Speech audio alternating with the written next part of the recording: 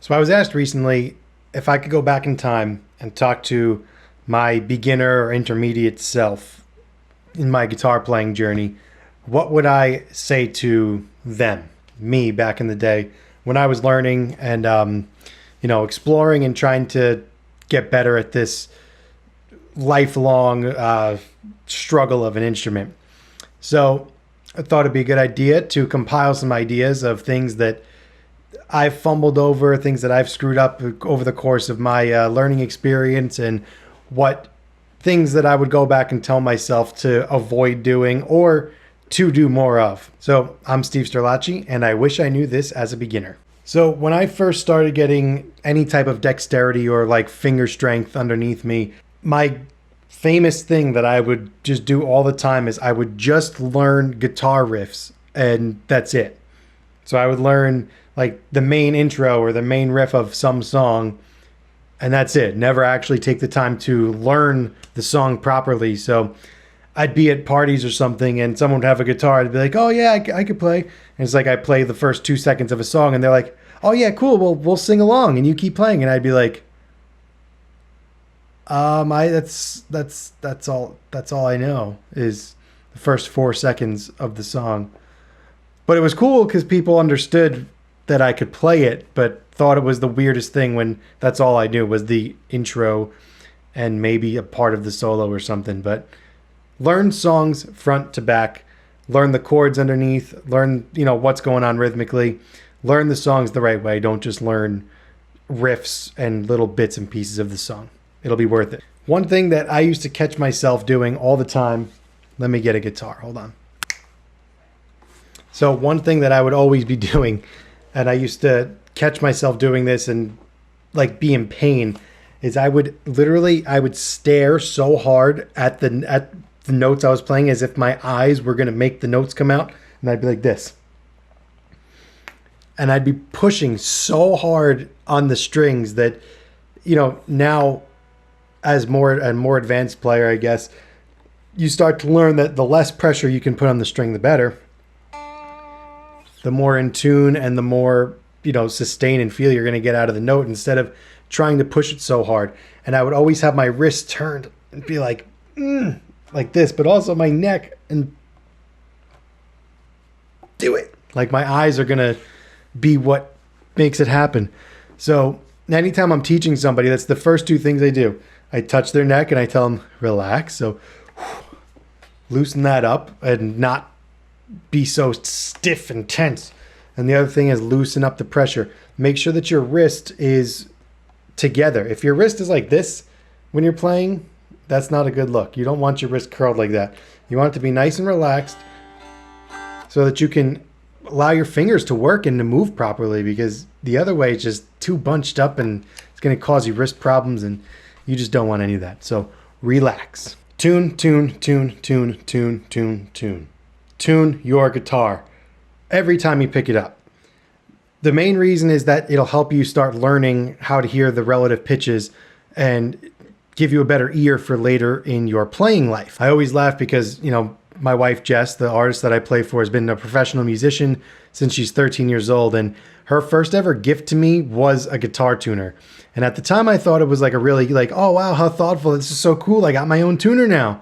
But in reality it was because I was so bad and sounded so bad and was out of tune.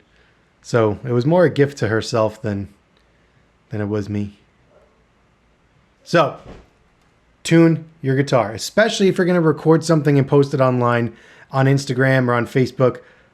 I can't give you the likes. I can't like it if your guitar is just so severely out of tune. You might play it properly physically, but if your guitar's not in tune, it's no bueno. Tune your guitar, always. Don't sleep on rhythm guitar playing. This kind of goes along with the earlier point of learning full songs all the way through and the rhythms and stuff, but rhythm guitar is the most important thing. Think about how often you're playing chords in rhythm versus how often you're soloing, and then compare that to how much you practice. Most of the time, we as guitar players, we're practicing soloing and not practicing rhythm guitar enough. Rhythm is the foundation of the song. It's going to be what gets you paid, and it's going to be what keeps you on jobs and keeps you employed as a guitar player. And honestly, sometimes the hardest thing to do is to put on a click track or a metronome or anything, you get one on your phone, a metronome, a drum beat app, and play the same exact rhythm for an entire 3.5 minutes. That's the length of a song. Try it. Bet you can't do it. Get better at it. Next thing I want to talk about is playing music and not scales. Something that I guess as you become a professional or start playing in gigs or start playing with your buddies or friends or anything, you start to solo and you start to explore a little bit. And as guitar players, we are like notorious for, I think it was John Mayer put it this way, was playing what the guitar gives you versus what your ear is listening for. So what that means is you learn your couple of patterns, you learn your regular pentatonic shapes, and you kind of just stick with that because it's what you know. And you don't spend enough time listening or trying to hear and pick out melodies. Instead, you just go with the common scale positions that you know and wind up just playing scales. So try to play more music and less scales. Good way to practice this is just slow it down and you can still play the scale notes, obviously, because you want to be in the right key, but don't focus on them in such a pattern. Work them up the neck, work them down the neck, work them up vertically, horizontally, every which way, and I think you'll be much better off playing melodically instead of just practicing your scales. So learning solos, obviously, that's probably why you picked up the guitar in the first place, is because you wanted to play some solo or somebody's guitar solo, whether it be a famous rock star, local musician, somebody. You wanted to play their guitar solo, and that's probably why you started. I used to just look up tabs and try to play it and do it that way, and I would get nowhere over the longest time. It would take me a long time to get somewhere, and even then it didn't feel like good progress. There's some great apps out there now. Like I use Music Speed Changer. I use my Line 6 Helix as a YouTube remote to slow down YouTube. It's pretty cool. I have a video of that I'll put up here. And I mostly use this Music Speed Changer app, and that's got a percentage dial that doesn't change the pitch. So you could take this really fast solo and you could slow it down to like 5% and it'll still maintain the pitch. A lot of times with these slow down apps, they change the pitch, but Music Speed Changer, it's a blue play button. That's the one, because I could slow it down, play along to it, and take your time with it. So just because you get the solo at 30% and you finally have all the notes right, that doesn't mean that you have it. That means that you can physically play it at 30%. Doesn't mean that you're ready to play it. Keep hammering away at it. Play it a bunch of times at each percentage. Go up 2% every hour or so if you're spending that much time on it. Or maybe each day you add 5%, 5%, 5%. As you get closer to 100, that percentage difference is going to get smaller. By the end of it, you might be at 95% and just be stuck there. And then maybe you have to go to 96%. And then the next day, 97%, and have to work up in smaller increments. So slow down the solos you want to learn and really take your time getting them right. Which leads me into my next point, which is do not get frustrated with yourself. This is the most easier said than done thing that I've ever said in my life. This is a hard instrument to play. Having coordination between your fingers, the strings, knowing where you are on the neck. There's a lot of brain. There's a lot of hand-eye coordination. There's no eye-hand coordination when you're not looking. You have to memorize everything. Don't get frustrated with yourself. You're gonna suck. It happens. It's going to happen to everybody that plays the instrument. There are going to be days where you suck. There's going to be days where you feel great. And there's going to be a lot of days in between there. I personally get frustrated with myself all the time, and I need to do a better job of not getting frustrated. Instead of getting angry that I can't play something and just throwing the guitar and saying, screw this, I'm doing something else, take my mind off it because I'm so angry. If I had just been patient and spent the appropriate time saying, okay, I might not be getting better faster, but I'm getting better. And the more you practice, the better you get. Instead of getting frustrated and quitting, put the time in, get better, and be patient with yourself. You'll get better, trust me. And when you do practice, work on dexterity. So spend at least a couple of minutes a day going through some type of finger exercises. There's millions of these on YouTube. If you look around for guitar finger strength exercises, if you guys are interested in a video on those, I could put one together of ones that have helped me. Let me know in the comments if you are interested in that. But work on your dexterity, work on your coordination, and work on your finger flexibility and your finger strength. This is what's going to make playing easier, make chords easier, when you solo, going to make it easier because you're just going to have a better idea of where your fingers are and where your picking hand is. And having that coordination is what makes everything become easier.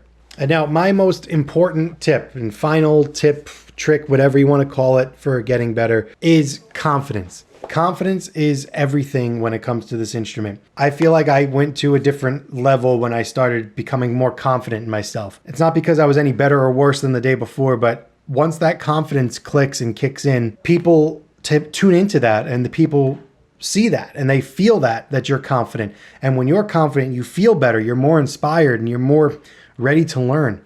And with that, I talk about being the best player at your current ability level. Whatever that is. I'm not the most technical shredder. I can't play fast. I don't play anything fast. I can't even play country guitar fast. I could barely play alternate picking at a moderate speed. But I have taught myself and have drilled this into my own brain to stay in my lane and just be the best at what I'm currently able to do. If there's other stuff I'm working on and practicing, then that's great, because that's a new area that I'm trying to improve on. But that doesn't make me the best at it. I am the best player at my current ability level. For what I can do, I am the best at it. And that's got to be your mentality. Anything beyond my capabilities, I'm not worried about, because I'm working towards that. And that's something that you're constantly working on. And you feel better thinking confidently that, yeah, I am really good at my pentatonic scales. I'm really good at that. I could play them clean. I could play them up and down the neck, sideways, upside down. And I'm really good at that. And I know that I am. So when I play those, I confidently, in my brain, I'm saying I'm the best mother effer at playing these that ever lived on this earth, and I'm playing it with confidence and conviction. And this comes along with practice, because you're not going to get the confidence if you don't put in the practice. If you don't put in the practice, you're not going to get the confidence. Is that the same thing I just said backwards? You get the point. So don't stress about guitar players that are better than you. Don't look down on guitar players that are worse than you, because that terminology really doesn't exist. You can only be yourself, and you can only be as good as you're capable of. That's a beginner level right now, then so be it. Be the best beginner guitar player that there ever was. If you're an intermediate, be the best intermediate level guitar player there ever was. Wherever you're at, that should be your mentality. I'm the best at what I'm currently able to do, but I still have some growing to do, and I know and I understand that. So thank you guys for taking the time to watch this video. Really appreciate you stopping by and clicking on it. If this helped you in any way, let me know in the comments below. Shoot me a thank you, thumbs up, subscribe, all that stuff. Whatever you want to do to let me know that you got something out of this. If you want more, let me know what you want to see in the comments, and I'll hopefully be able to make a video about it. So again, this is what I would go back in time and tell myself as a beginner or intermediate guitar player, tips I would give, and what I would have done to improve my learning and learn at a more rapid rate. Thanks for watching. See you in the next video.